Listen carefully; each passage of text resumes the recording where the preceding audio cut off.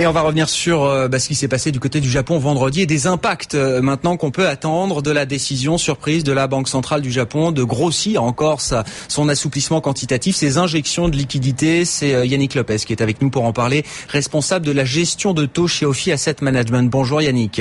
Bonjour. C'est vrai qu'on a beaucoup de gérants, alors souvent sur la partie action, mais peut-être que pour vous c'est également la même chose, qui nous disent en ce moment on est tellement guidé, tellement sous la coupe des banques centrales qu'il faut parfois mettre un peu de côté les fondamentaux. Est-ce que c'est encore plus vrai là avec l'action surprise de la Banque centrale du Japon? Est-ce qu'au-delà de la séance de vendredi, il faut attendre des impacts et des conséquences encore sur plusieurs semaines, plusieurs mois peut-être sur les marchés obligataires, Yannick? Disons que la décision surprise de la Banque centrale du Japon vendredi montre une nouvelle fois que ce sont les banques centrales qui donnent le tempo et c'est par l'apport de liquidités qu'elles injectent de manière massive depuis maintenant 2008. La Réserve fédérale a commencé dès 2008. C'est par ces injections de liquidités que les marchés sont on va dire dirigés, et d'une certaine manière que les valorisations de beaucoup de classes d'actifs s'en trouvent modifiées, probablement pour certaines au-delà des réels fondamentaux des entreprises. Je pense par exemple au marché à yield qui aujourd'hui offre un rendement en Europe qui est autour de 4,5%, alors que les fondamentaux sont pas extraordinaires compte tenu de la conjoncture en Europe.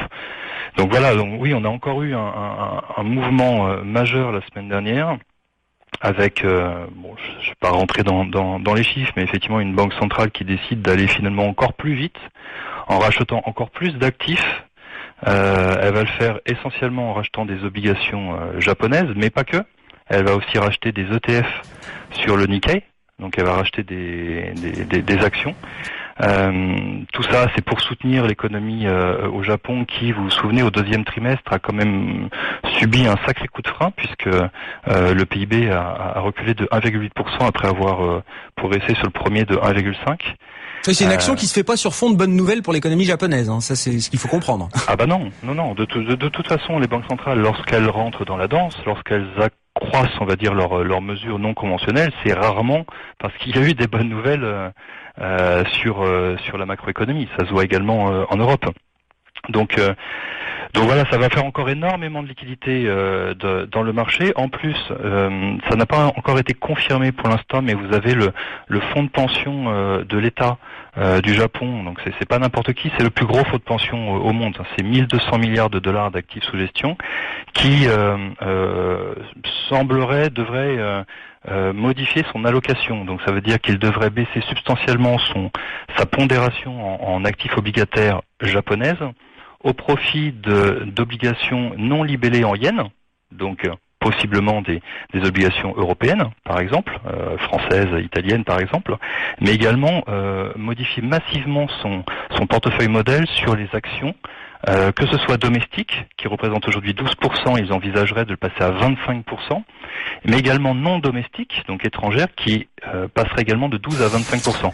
Donc c'est quand même des grosses masses d'argent.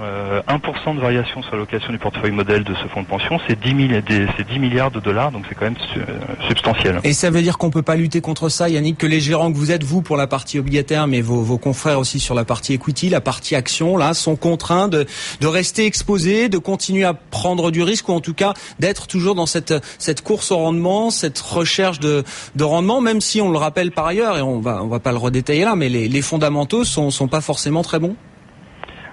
C'est une incitation effectivement à louer pour nombre d'investisseurs des portefeuilles vers des actifs qui bénéficient de ces flux de liquidités amenés par les banques centrales. Comme je le disais, peut-être indépendamment de la réelle analyse fondamentale de ces actifs.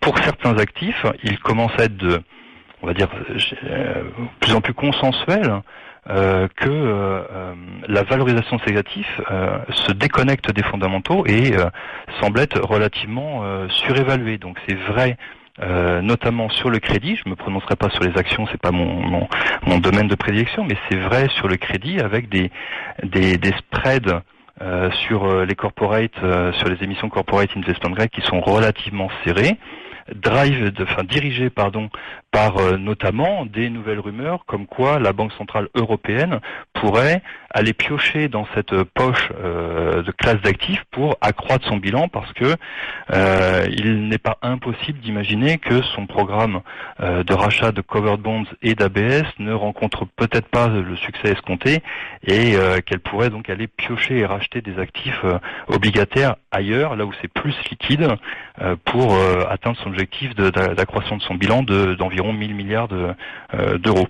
Donc oui, il y a d'une certaine manière une déconnexion des fondamentaux par rapport aux valorisations de certaines classes d'actifs, et ce sont les banques centrales évidemment qui donnent le tempo et qui biaisent tout ça. Ce sont elles qui fixent les prix aujourd'hui. Voilà, les banques centrales. Merci beaucoup Yannick. Yannick Lopez, responsable de la gestion de taux chez Ophi Asset Management.